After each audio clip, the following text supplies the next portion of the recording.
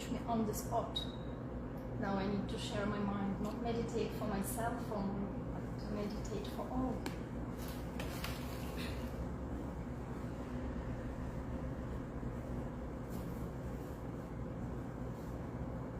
We are already sitting. We have chosen a position for this body, but we should not forget also to choose the right position to relax our mind. အခုစုပေါင်းပြီးတော့ထိုင်ပြကြပါပြီ။မှန်မှန်ကန်ကန်ထိုင်တဲ့ပုံစံဖြစ်တယ်။စိတ်ကလေးကိုဖြည့်လျှော့ပေါ်ပါလွတ်လပ်စွာကိုယ်နဲ့အစဉ်ပြေဆုံးထိုင်ပုံလေးနဲ့အလိုက်တဲ့လေးထိုင်ပြီးပါ Body is just to use only, but the mind is most important. ရုပ်ခန္ဓာကြီးကတော့သုံးရပါမယ်။သုံးဖို့တတ်ပါပဲ။စိတ်ကတော့ပို့ပြီးတော့အဓိကကြပါမယ်။ Mistake of many meditators is to choose the place, to choose the time, to choose the position of the body, but all these are not real. တရားအထုတ်တဲ့ယောဂီတွေအနေနဲ့အခြေအနေအများကြီးရွေးချယ်စရာတွေနေရာတွေအချိန်တွေဒီစနစ်တွေရွေးချယ်ကြပါတယ်။ဒါပေမဲ့ဒါတွေအားလုံးကတကယ်ကြီး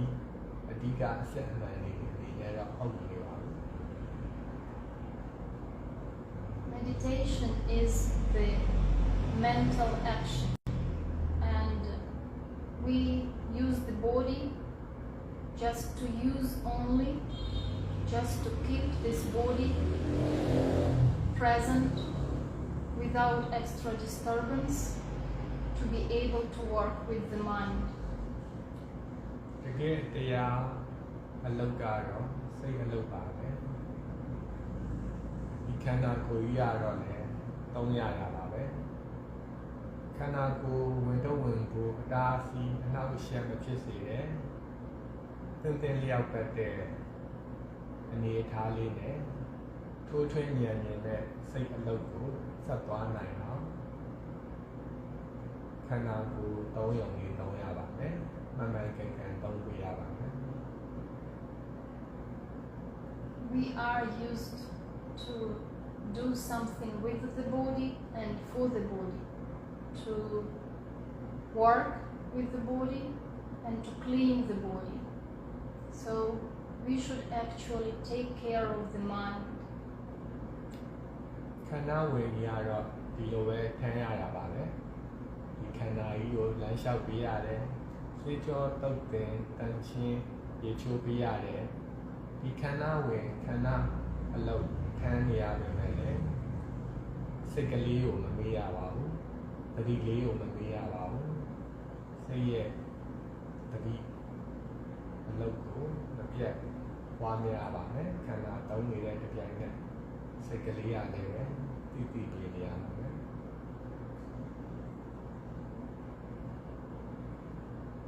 The condition of our mind gives impact on the actions of the body. စိတ်ရဲ့လက်ရှိအခြေအနေလေးတွေကလည်းခန္ဓာကြီးရဲ့ရောင်ပြန်နေခန္ဓာကြီးရဲ့တုံ့ပြန်မှုတွေကနေပြီးတော့လည်းစိတ်တွေပေါ်လာရပါတယ် If the mind is healthy and pure, also the body will be healthy, wealthy, and performing wholesome actions. စိတ်ကစင်ကြယ်ကျမ်းမာနေလို့ရှိရင်လည်းရုပ်ခန္ဓာဟာလည်းပဲကျမ်းမာလာတယ်ချမ်းသာလာတယ်ကောင်းခြင်းတွေနဲ့ပြေဝလာပါတယ်ရုပ်နဲ့စိတ်တို့ပြန်လည်ဆက်ဆက်နေရပါတယ် So how can we take care of the mind? အဲဆိုရင်တို့တွေစိတ်ကိုဘယ်လိုများဒီယူဆိုင်ကြရပါမလဲစိတ်ကိုဘယ်လိုများထိန်းသိမ်းဆောင်ရှောက်ကြရပါမလဲ By mindfulness and detachment. မမေ့မလျော့မပေါ်မစားတဲ့သတိတရားနဲ့ဖြည့်လျှော့ဆွမ်းလွတ်နိုင်တဲ့ဉာဏ်ပညာတို့နဲ့စိတ်ကိုထိန်းသိမ်းဆောင်ရှောက်ပြောထောင်ပြရပါမယ် So we detach from all our habitual physical and verbal actions, and we work with mental action.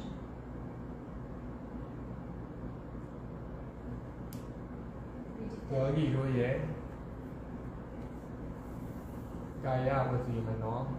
ပြောတာတွေးတာလုပ်တာတွေအကျင့်ပါနေတယ်ဒီကံအလုပ်တွေကိုဖြည့်လျှော့ဆွမ်းလွတ်ရင်လည်းဉာဏ်အလုပ်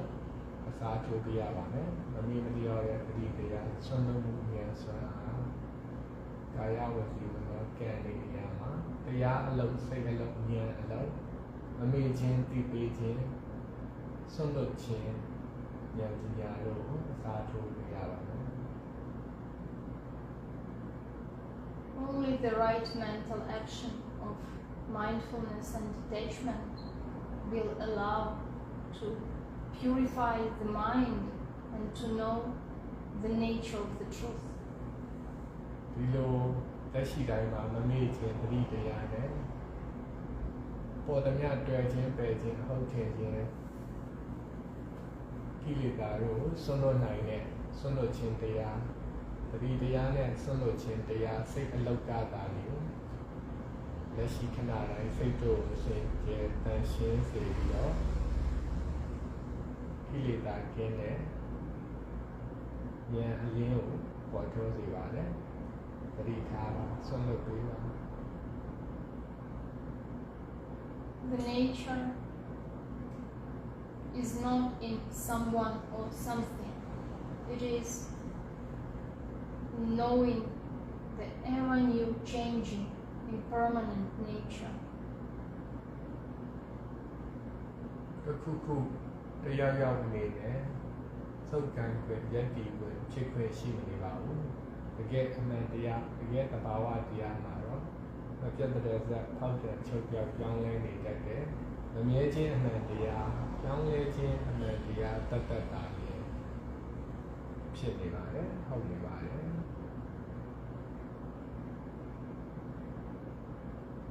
If we know to detach from the body and from bodily action, we will be able to learn to detach from the concept of someone, I, in the mind. ဒီလိုပြောင်းလဲချုပ်ပြောင်းနေတတ်တဲ့တတ်သဘာဝတွေတကြီးလေးပါရုပ်ခန္ဓာသဘာဝတွေကိုချိုးထွင်းပြီးတော့သိပေးစွန့်ပေးနေရင်လည်းရုပ်ဆွဲခန္ဓာဆွဲကြီးစွန့်နိုင်သလားအဆွဲပြုတ်သလားမမြဲခြင်းအမှန်တရားသင်ရှားလာပါလိမ့်မယ် Learning to abandon the attachment to I, to self, we also learn to detach from one meditation object only. ရုပ်ဆွဲပြုတ်သလားစိတ်ဆွဲပါလျှော့လာနိုင်ပါမယ်ရုပ်ဆွဲစိတ်ဆွဲရုပ်စာဒီနာစာဒီတို့ရဲ့အမြဲခြင်းပြောင်းလဲခြင်းအမှန်တရားနေပြီးတော့အကြောင်းဒီတော့မပြည့်လဲအခုဒီတော့အာယုံတတိတရားနဲ့ဆုံးလွတ်ခြင်းဉာဏ်တရားတို့မပြတ်ပွားများရင်းနဲ့ရုပ်ဆွဲဉာဏ်ဆွဲပြတ်ပတ်ပြုတ်ပြီးတော့ငြိမ်းတစ်ထက်ငြိမ်းလာပါမယ်အလေးခြင်းလောက်လာပါမယ် In our meditation practice, we stay in the present moment with open mindfulness, but also with detachment. လက်ရှိပြစ္ဆုတ်ပံတဲ့ခဏလေးမှာရှင်းလင်းလွတ်လပ်ပေါ်ပါတယ်စိတ်တို့နဲ့အတူပေါ်လာသည်များတွေ့ခြင်းပဲခြင်းဟုတ်ထင်ခြင်း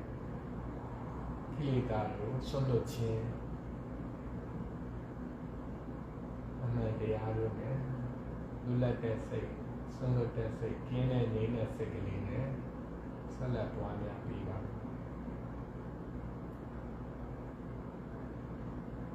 Such practice allows us to see the reality of changing objects from one moment to the other without attaching to one object only. ဒီလိုလက်တွေ့အကျင့်တရားလေးနဲ့ပဲဒီလက်ရှိခဏလေးတိုင်းမှာပြောင်းနေတယ်ပြက်နေတယ်ဒီ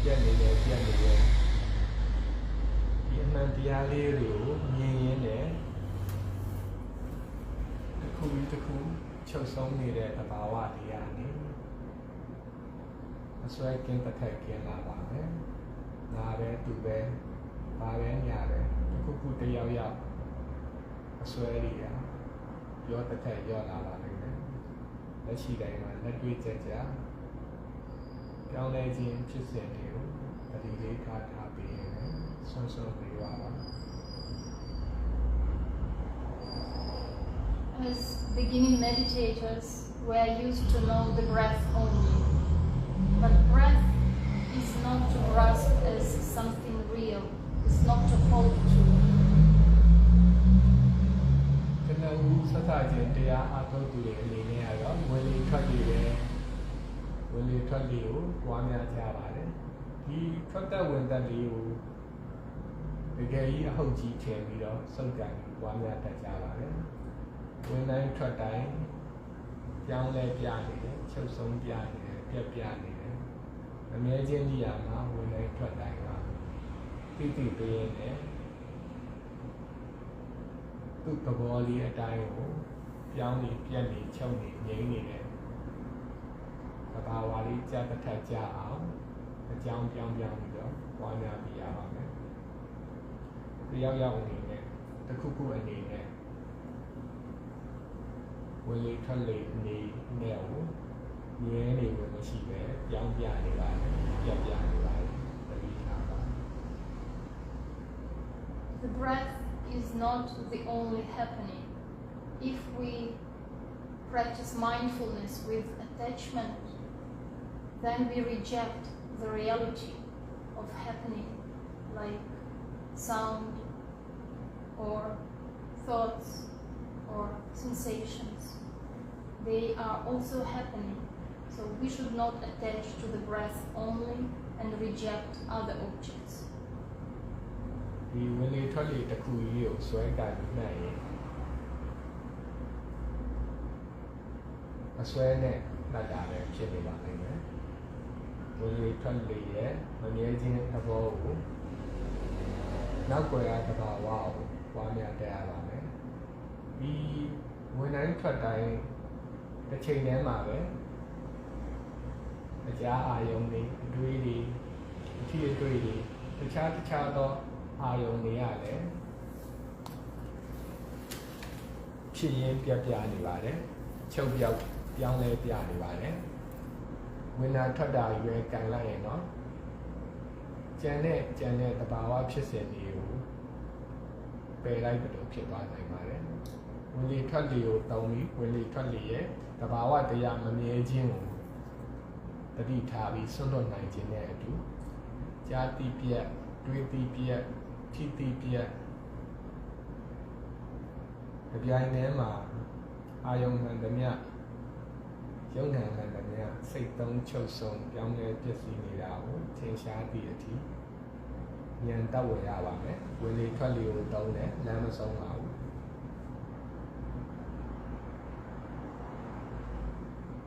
Practicing sitting meditation, we detach from the body, so we should also be able to detach from the breath. ထိုင်ပြီးတော့တရားအားထုတ်တဲ့အလုပ်ကဒီခန္ဓာကိုယ်ကြီးကိုလှုပ်ချင်တာလှုပ်နေတဲ့အစွဲကိုစွန့်ပြီးတော့ထိုင်တာကိုသုံးပါတယ်ဒီလိုပါပဲဝင်လေထွက်လေကိုသုံးပြီးတော့ဝင်လေထွက်လေပုံမှာတဏှာနဲ့ဆွဲနေတဲ့အစွဲကိုဝင်တိုင်းမမြင်ထွက်တိုင်းမမြင်ပြောင်းရင်ပြတ်တယ်ဆိုပြီးတော့စွန့်လို့ဖို့အတွက်သုံးပါတယ်ထိုင်တာသုံးတယ်ဝင်လေထွက်တာသုံးတယ် ပြောင်းလဲခြင်းကိုနားလည်ဖို့သစ္စာဆိုင်ဖို့တောင်းယုံပြီးတုံးလာတယ်လမ်းမဆုံးပါဘူး Detachment is not to confuse with rejection. We do not reject the breath. We just stop using it intentionally, forcefully. စွန့်တယ်ဆိုတာဒေါသကြီးနဲ့ပယ်လိုက်တာလည်းမဟုတ်ပါဘူးလောဘကြီးနဲ့တွေ့နေတာတိမ့်ပိုက်နေတာလည်းမဟုတ်ပါဘူးမောဟကြီးနဲ့မြဲတယ်ခိုင်တယ်ဆိုပြီးတော့ကင်ပြီးတော့မဟုတ်ထင်တယ်လည်းမဟုတ်ပါဘူးပယ်နေခြင်းတွေ့နေခြင်းဟုတ်ထင်ခြင်းကင်းတယ်သုံးယုံလေးသူ့သဘောလေးအတိုင်းသုံးယုံလေးသုံးတဲ့သဘောပါပဲအာလောဘအာဒေါသအာမောဟသူ့သဘောလေးအတိုင်းထိုင်ယုံလေးစွန့်ယုံလေးပယ်ခြင်းတွေ့ခြင်းဟုတ်ထင်ခြင်းကင်းတဲ့သဘောလေးပါပဲ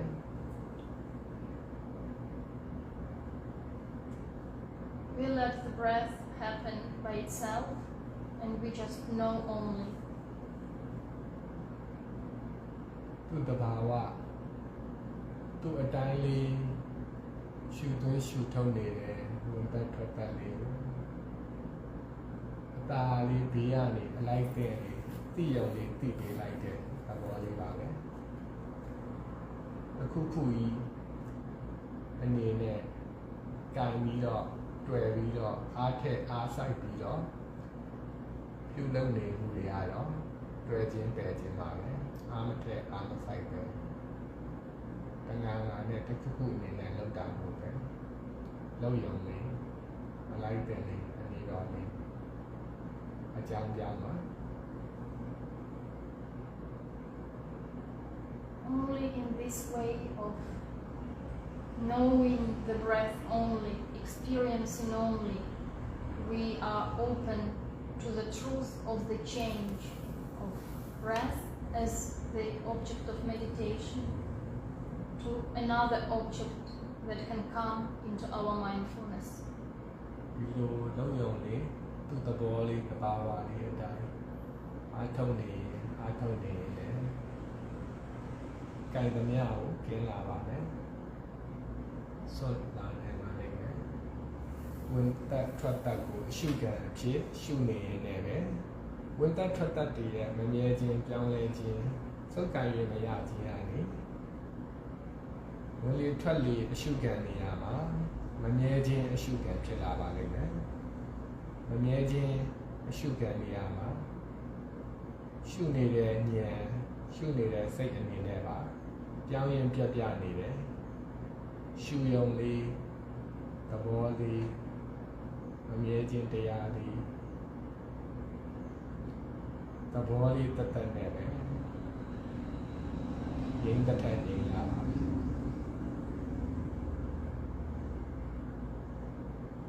We can practice vipassana and know the reality of Dhamma only if we are open to the nature of the truth without attaching and grasping one object. အခုခုပေါ်မှာစုပ်ကိုင်ခြင်းတွေ့ခြင်းပယ်ခြင်းကင်းပြီးတော့စွန့်ထုတ်မှုစွမ်းအားနဲ့အားထုတ်ယုံတတ်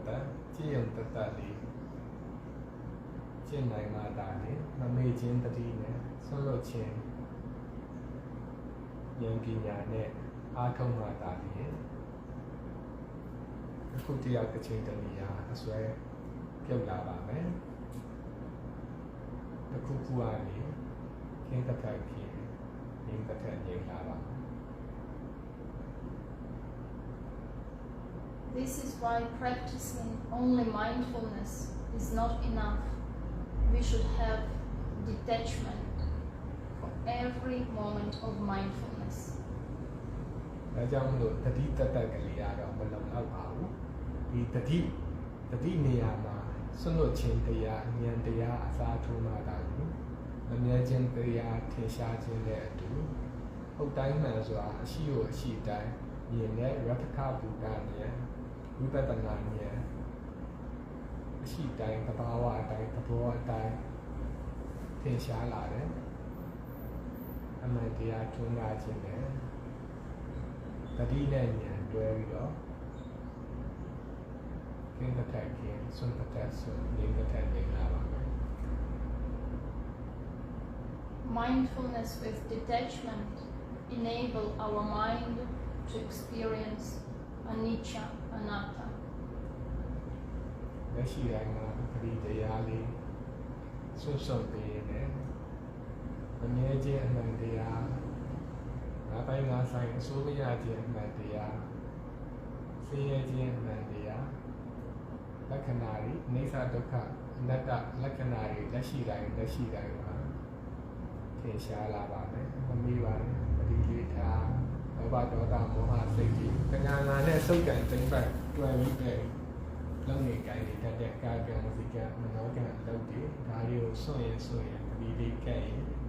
အခုရှိပြီးသားအမှန်တရားထင်ရှားလာပါမယ် Knowing anicca and anatta continuously, we know the ever-changing, selfless, impermanent nature. ဒီလေးကမြဲမနေဘူးပြောင်းရင်ပြန်နေတဲ့စုပ်ကန်သိမ့်ပိုက်ခွင့်ငါပိုင်ငါဆိုင်လုပ်ခွင့်မရှိဘူးနာအတ္တအနတ္တပြောင်းနေတယ်ပြည့်နေတယ်အိဋ္ဌာဒီလက္ခဏာတွေထင်ရှားခြင်းနဲ့အတူ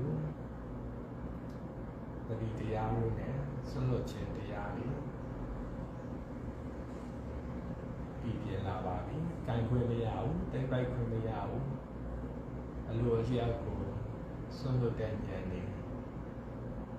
လိုပွားလာပါပြီ။ကြောင်းရင်ပြတ်နေတယ်။အိဋ္ဌာလက္ခဏာအနတ္တလက္ခဏာတွေနဲ့ကိုင်ခြင်းနေတာတွေကိုင်ခွင့်မရတော့ပါဘူး။လွတ်တစ်ခါလွတ်လာပါပြီ။ဆွတစ်ခါဆွလာတာ။တဏှိလေးထားပါ Knowing the impermanent nature, we know without I, without someone, we know the truth. တိယုံလေးတိပြောင်းပြပြပြနေငါအနေနဲ့ကံကိုယန္တိကွယ်မရှိတဲ့အတ္တအနေနဲ့ရှိမနေတဲ့သူတွေငါတွေ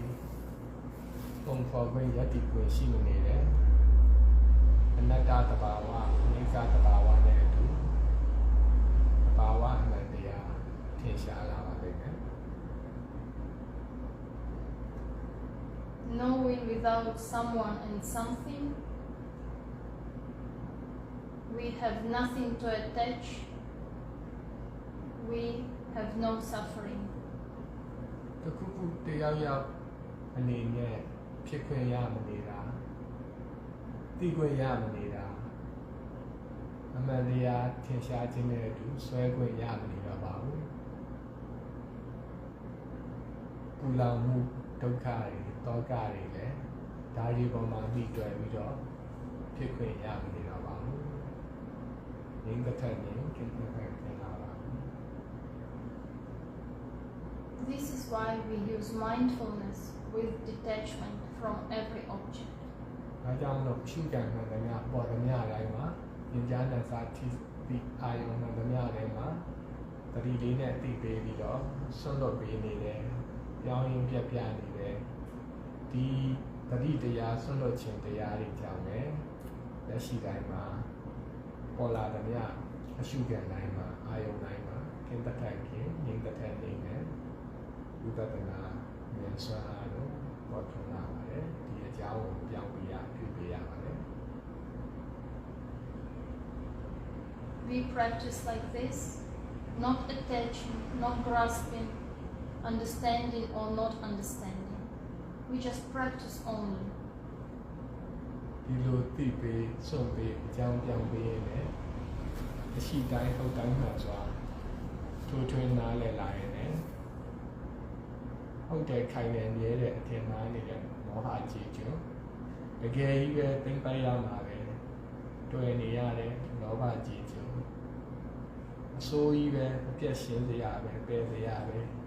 အမောဆိုင်နေရတယ်ဒေါသကြီးကျုံလို့ဝါဒုံရောက်ခွင့်ရတယ်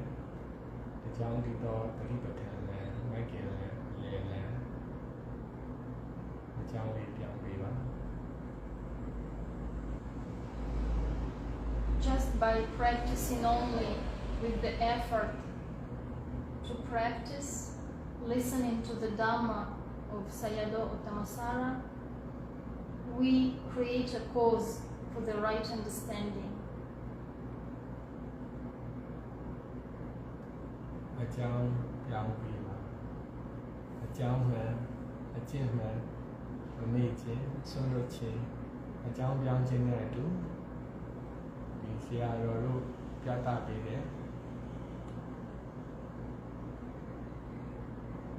အကြောင်းပြောင်းရင်အကျိုးပြောင်းတယ်တတိအကြောင်းဉာဏ်အကြောင်းပြောင်းလာရင်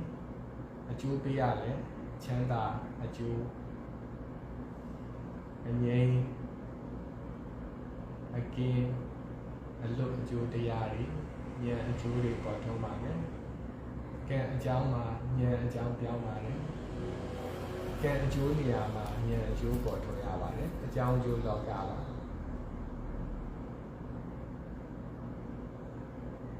This meditation guidance is not mine, is not from me. I guide, copying the example of Sayadaw. But this meditation guidance is not of Sayadaw. It is not his. He copies the teaching of Buddha. But this meditation guidance is not from Buddha. It is just the nature of Dhamma, cause and effect only. အခုဆရာလေးတို့မျှဝေပေးနေတဲ့ဒီတရားတွေကတကယ်ကြီးဆရာလေးမျှဝေပေးနေတာမဟုတ်ပါဘူးဆရာတော်ရဲ့တရားတော်တွေကိုထပ်ဆင့်ပြီးတော့မျှဝေပေးနေတာပါဒါကလည်းဆရာတော်ရဲ့ဆရာလေးတို့ရဲ့ငါးပိုင်ငါးဆိုင်တငါးငါးနဲ့ငါတရားအနေနဲ့ဟုတ်ခွင့်ရနေပါဘူးဒီအလုပ်ပေးတရားလေးတွေကဗုဒ္ဓမြတ်စွာဘုရားရဲ့မျှဝေပေးခဲ့တဲ့တရားတော်တွေပါပဲဒါပေမဲ့တယောက်ယောက်တစ်ခုခုအနေနဲ့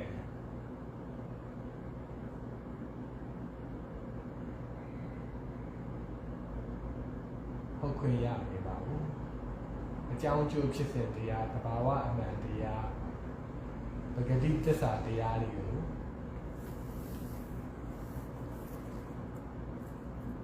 သူ့သဘောလေးအတိုင်းပဲ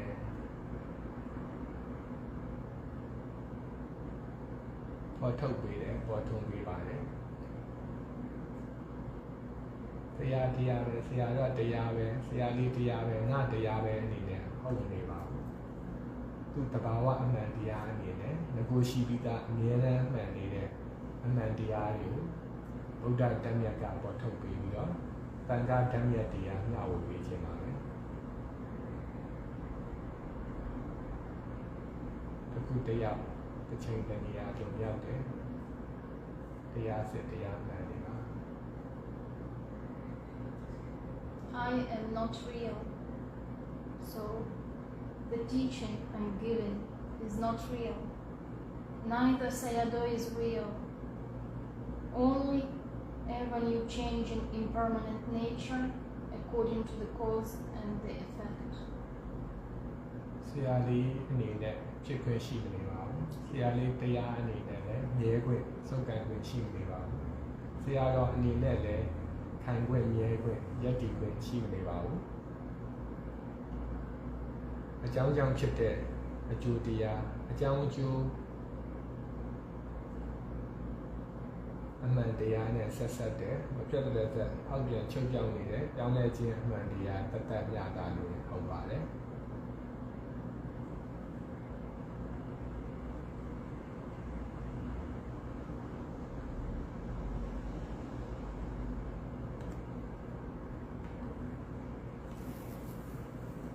with this right understanding, we finish this guided practice. And we can come back to our Dhamma discussion. အခုလိုစုပေါင်းအမှန်တရားနားလည်မှုအမှန်တရားမျှဝေခြင်းစုပေါင်းဘာဝနာပွားများခြင်းဟာတော့ပြီးဆုံးပါပြီတရားဆွေးနွေးပြီးတော့နေပြမျှဝေပြရရှိမျှဝေလို့ပြီးလို့ရပါတယ်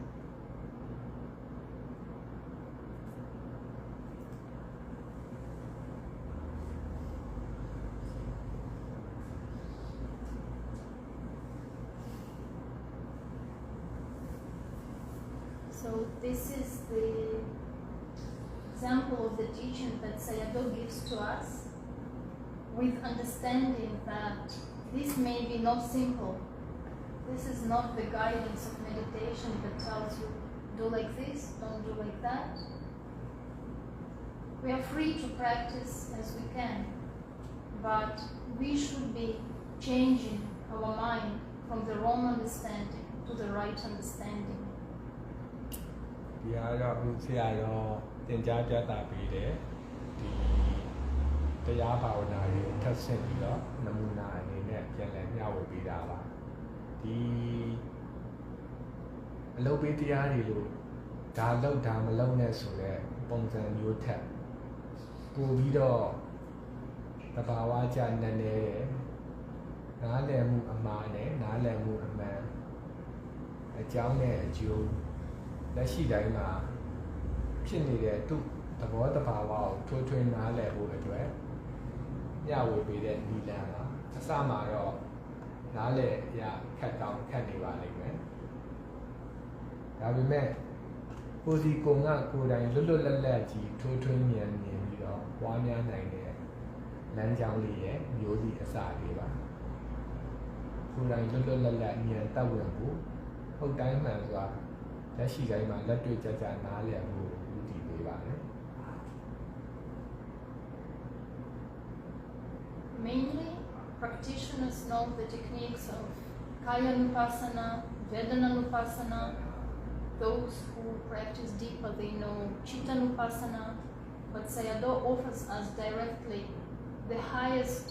understanding of Dhammanupassana, which leads to liberation. ပုံမှန်ကျင့်ကြံအားထုတ်မှုအများစုကတော့ဒီကာယ ानु ပတ္တနာပฏิပဋ္ဌာန်လေးနဲ့ဝေဒနာ ानु ပတ္တနာပฏิပဋ္ဌာန်တို့ကိုကျင့်ကြံအားထုတ်ဖြစ်တာများပါတယ်ဒီလိုမျိုးကာယတို့ရဲ့မပြတ်တဲ့ဇာတ်ဖောက်ပြန်ပြောင်းလဲချုပ်ပြောင်းနေတဲ့ဓာတ်အဆူပူမှုအေးမှု လုံနေမှာပြောယူစီဖွဲ့စည်းလို့ထင်ရလာလက်ရှိတိုင်းမှာပြောင်းရင်ချုပ်ပြောင်းနေတတ်တဲ့ရုပ်တို့ရဲ့ခန္ဓာတို့ရဲ့ကာယတို့ရဲ့အစုရဲ့အမှန်တရားကိုတတိကပ်ပြီးထွေးထွေးဉာဏ်နဲ့တတိပဋ္ဌာနာကာယ ानु ပတ္တနာခံစားတယ်ဒုက္ခဒုက္ခဥပ္ပခာကြိုက်တယ်မကြိုက်ဘူးဝေဒနာနဲ့အများတို့ထွေးထွေးဉာဏ်နဲ့ဝေဒနာတို့ရဲ့ ပြောင်းချုပ်ပြောက်နေတဲ့ဝေဒနာ ानु ပတ္တနာဒါတွေကိုနက်နက်ဆိုင်ဆိုင်ထိုးထွင်းပြီးတော့ဒီဇိုင်းမမတ်ပွားများရင်လည်းအရှုဉာဏ်ရင့်လာတဲ့အခါမှာစိတ်တို့ရဲ့လက်ရှိတိုင်းမှာဖမ်းယူရင်စိတ်ဆိုရင်ခံစားရင်မှတ်တိုင်းချုပ်ပြောက်ကြနေတဲ့စိတ်တို့ရဲ့တဘာဝစိတ်တ ानु ပတ္တနာဒါဒီအဆင့်တွေထင်ရှားလာရပါတယ်ဆရာတော်ကတော့ဒီအားလုံးရဲ့ကြောင်းကျိုးဖြစ်စဉ် နောက်ွယ်အမှန်တရားမမြဲခြင်းအမှန်တရားအဘာဝအမှန်တရားကြီးဖြစ်တဲ့ဓမ္မ ानु ပတ္တနာကိုဓာတ်ရိုက်ပြသသင်ကြားပေးပြီးတော့ကာယဝေဒနာစိတ်ဓာတ်ဓမ္မအချက်ကြမှန်မှန်ကြပြိုင်နဲ့သိနာလည်စီတဲ့လမ်းကိုအတိမာနေအတိမှန်ကိုတစ်ခါတည်းလမ်းညွှန်ပေးပါတယ်လေ့ကျင့်ပေးပါတယ်လုံးတက်တက်မလုံးတက်တက်လုံရင်းနဲ့တွေ့ကြုံရင်အကြောင်းကြောင်းရင်အကျိုးကြောင်းလာတာ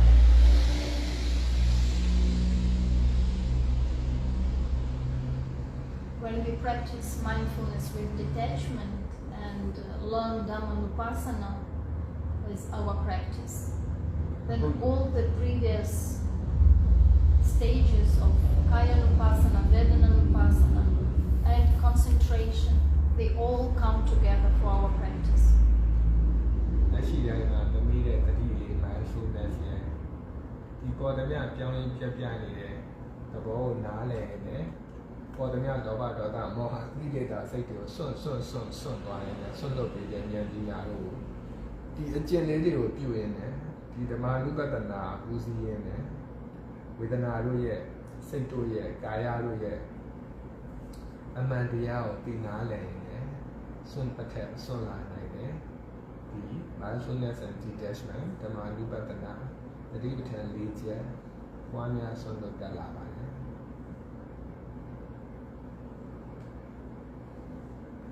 If you have any questions about the practice or understanding or some sharing what you know from this teaching of Sayadaw, then we can discuss. ကိုကျင့်တာပဲဖြစ်ဖြစ်ဒီနားလည်မှုပဲဖြစ်ဖြစ်တွေးရပဲဖြစ်ဖြစ်ပေါ့နော်မေးစရာရှိရလေးတွေမေးပါအခုဒီအရှင်းပြတဲ့ဒီမီလန်လေးတွေနဲ့သိကျင်တာရှိတာလေနောက်တော့ကိုယ်အတွေ့အကြုံလေးတွေမျှဝေကျင်တာရှိတယ်မျှဝေပေးပါမေးပါ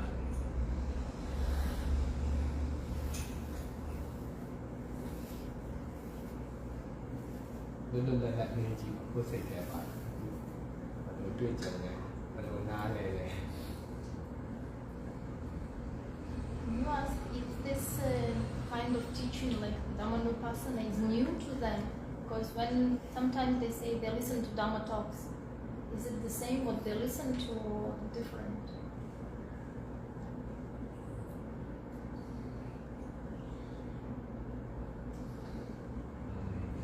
Mostly a little raw teaching about the Dhammanupassana. Sometimes they explain right from the Pali, not detailed explanation. And also some Dhamma talk just at Dana Sila and Basics. And for Vipassana also normally starting from the Samatha, breathing, arising, and then focusing on the element like Kayanupassana, Vedana. Mostly starting like that. More deeper Dhammanupassana also is difficult to experience and difficult to explain. That's why normally it's a very rare explanation. Yes, Sayadaw teaching is very rare. Even Chaitanya difficult Also. to because of need to detach a lot. A lot from Need to come back. basic Right. yes. Oh. ဒီဓမ္မနုပတနာကိုအခုလိုမျိုးများရှင်းပြတာတွေနာရတာတွေကျင့်ရတာတွေရှိလာတဲ့များစုဒီတရားတွေဖွင့်လိုက်ရင်တော့ဒါနသီလတုတ်တန်လို့တော့ပုံများကြတယ်ဒီဝိပဿနာအလုပ်ပေးသစ္စာတရားဟောရတယ်ဆိုလည်းအဲ့လိုပေါ့သစ္စာကျမ်းကဒီလိုမျိုးထွက်ပြီးလို့ဖောင်းပယ်နေလို့ကမ္မထံသမထလေးနဲ့သမာဓိလေးနဲ့အဲ့ဒီစရတဲ့မှာဒီဓကမ္မထံဒီခန္ဓာကာယ နုပတနာဒီဝေဒနာချုပ်တာနောက်ပိုင်းဒီစိတ်ပိုင်းပေါ့နော်စိတ်ကိုရှုလာတာမှာခုနဒီအစွဲတွေအများကြီးစွန့်ပြီးတော့မှစိတ်ရဲ့ပင်မွေးတဲ့ဘက်ပြန်ပြီးတော့ရှုတဲ့ဥစ္စာကဒီဓမ္မနုပတနာပိုင်းကြာတာနည်းနည်းဟိုဉာဏ်လိုမျိုးရှင်းပြရတာလည်းနည်းနည်းခက်တော့တိုင်းရိုက်ကျင်းမှုရတယ်နည်းနည်းခက်တော့ဟိုနည်းနည်းနဲတယ်မြတ်စွာဘုရားရဲ့ဒီတတိပဋ္ဌာန်တုတ်တန်လို့ဝိတုဒ္ဓိမတ်တို့ဒီပါဠိကနေတိုင်းရိုက်ရှင်းပြတယ်တရားလေးတွေကလည်းရှိတာပေါ့နော်လက်တလက္ခဏာတောက်တယ်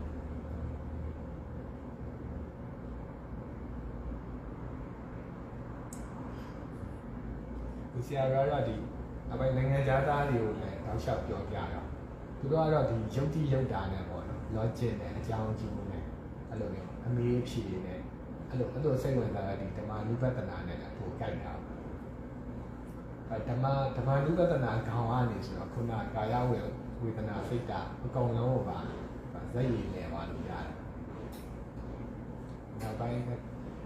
တို့ကပါဠိတွေလည်းအခုကဘာသာမျိုးစုံနဲ့ရှိတယ်။မြတ်စွာဘုရားမူရင်းပါဠိကံညုံလို့ခေါ်တာ။သူတို့တက္ကသိုလ်တွေမှာတော်တော်လေးလာကြပွားများကြဒီတုတ်တန်ဝိနည်းအပြီးသမားတွေ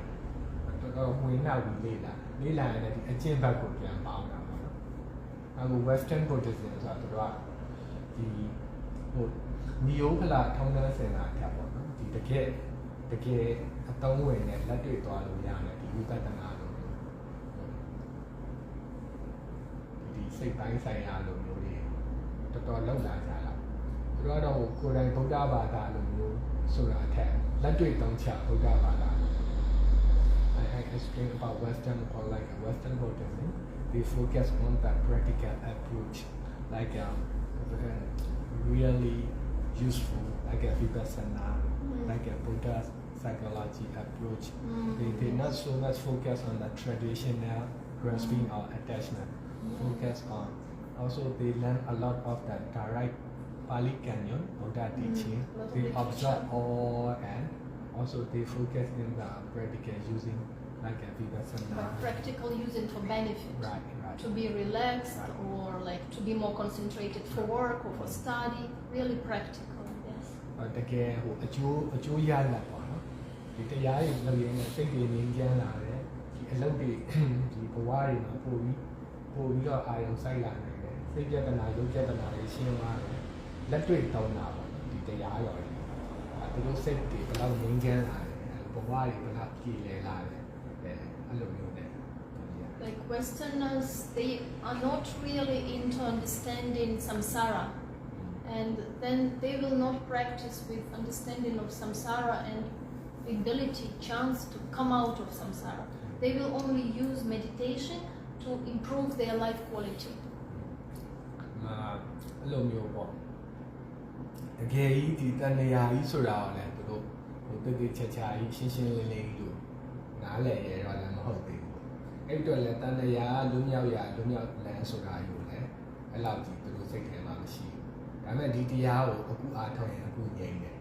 ဒီလိုမျိုးတမာတိတွေဒီလိုစိတ်စင်ကြယ်မှုတွေကဒီဘဝရဲ့ပြဿနာတွေတကယ်ပြေးလဲတကယ်ချမ်းသာတယ်ဆိုတော့ဒီအလုပ်တွေကိုလက်တွေ့အကျိုးကျေးဇူးတွေကနေပိုလုပ်ဖြစ်လာတယ် They will not also really understand the law of karma, but they will try to use meditation,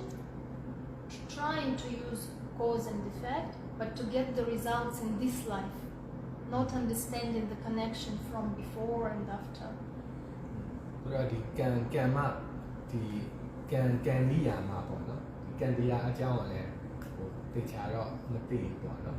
ဒီကံနိယာမတွေရှင်းဘဝနောက်ဘဝတွေဒီသဘောတွေကိုသိချာမသိရင်ပဲဒီတရားကိုပွားများရင်လည်းအကြောင်းကပါလေအကျိုးကပါလေဒီအကြောင်းအကျိုးဖြစ်စဉ်ပေါ့ဒီ cause and effect အကြောင်းအကျိုးဖြစ်စဉ်တရားကိုသူတို့ထိုးထွက်ပြီးနားလည်အောင်ကြိုးစားတယ်အဲ့လိုကြိုးစားရင်လည်းဒီအမှန်ကိုပို့ပြီးတော့အခြေစားမိလာတယ်ပေါ့နော်သူတို့ကတော့ဒီဘဝကိုလက်ရှိကိုပြစ္ဆုတ်ကံကိုပို့ပြီးတော့ focus လုပ်တာပို့အာရုံထားတော့လက်ရှိမှာဒါလုပ်ရင်ဘာရမလဲအခုဆိုရင်အခုငြိမ်တယ်အခုဘွားရင်အခုချမ်းသာတယ်အဲ့တဘောလိုမျိုးသူတို့ဘွားများကြတယ်ပေါ့နော်ယောဂီတွေရတယ် I think I understand that in Asia, where Buddhism is present, people also maybe don't practice really to finish samsara, but they still understand that the karma is not just from yesterday to today, that it has the consequences for later lives. This is why people are really careful to practice dana and sila to create good causes, good conditions. ဒီအာရှတိုင်းပြည်တွေမှာကျတော့ဒီဗုဒ္ဓဘာသာတိုင်းပြည်တွေမှာဘုရားဘုရားကြီးပြင်းဝင်ရတဲ့အတွက်ဒီကံကြီးအကျိုးပေါ့နော်ဒီဒါကိုပို့ပြီးတော့နားလေလက်ခံနဲ့ကျင့်သုံးတယ်ဒီမျိုးဖလားထုံးတန်းစင်လာဗုဒ္ဓဘာသာကြီးဖြစ်ပြင်မဲ့လေဒီတချို့တွေကလည်းတကယ်တန်တရားလွမြောက်ဖို့ဆိုတဲ့နည်းနဲ့ဆက်ဆိုင်ဟိုမကျင့်ကြံနိုင်ကြအောင်ပေါ့နော်တကယ်လုံးဝတန်တရားလွတ်တဲ့အထိအရိယာဖြစ်ဖို့နိဗ္ဗာန်ရောက်ဖို့တန်တရားဝိသေယလုံးဝလွတ်ဖို့ဆိုတဲ့အထိမသွားနိုင်ပြင်မဲ့လေဒီတန်တရားတော့ဒီအကြောင်းအကျိုးကံကြီးအကျိုးတွေနားလည်တဲ့အတွက်ဒီဒါနတွေသီလတွေကိုပို့ပြီးတော့ထဲဝင်လုပ်ကြရပါတော့ဒီဒါနသီလ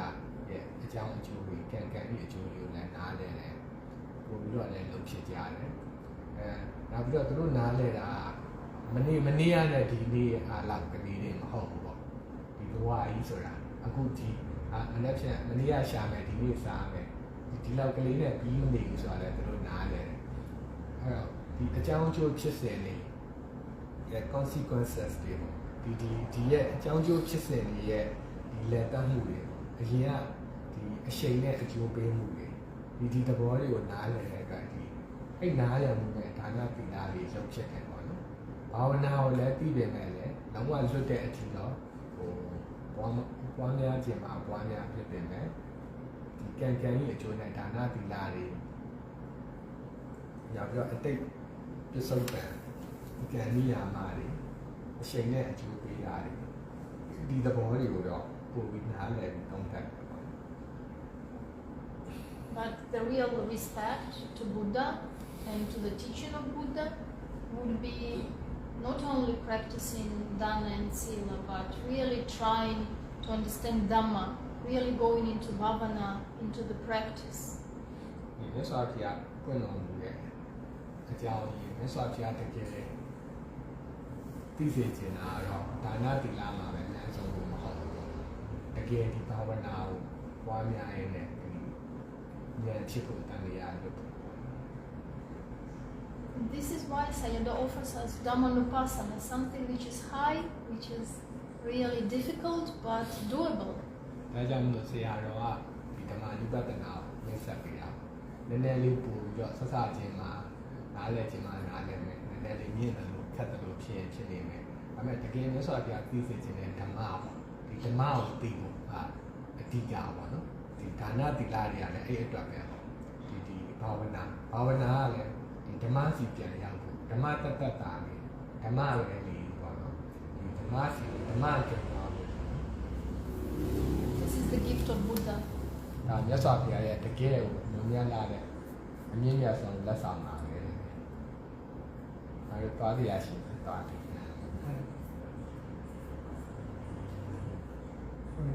မေးရရှိတယ်မေး If they need to go, they can go. If they need to act, they can act. Yes, feel free. Freely. Everything is natural. အမြားလေးဝေလိုက်နော်ကျွန်တော်တို့ဤ Do it. ဒါနသီလဘာဝနာကုသိုလ်အရှိရှိအားတန်တရာဆွေမျိုးများအားလုံးနှင့်ပတ္တတများတို့နဲ့တကွာလူနဲ့ပြမတတ္တဝါအားလုံးတို့အားအမြပေးဝေပါ၏ဉာဏ်ချမ်းသာဖြင့်ငြိမ်းချမ်းပြည့်စုံကြပါစေကုသိုလ်မြတ်ဝီတော်မူကြပါကုန်သောသာဓုသာဓုသာဓုကုသိုလ်မြတ်ဝီတော်မူကြပါကုန်သောသာဓုသာဓုကုသိုလ်မြတ်ဝီတော်မူကြပါကုန်သောသာ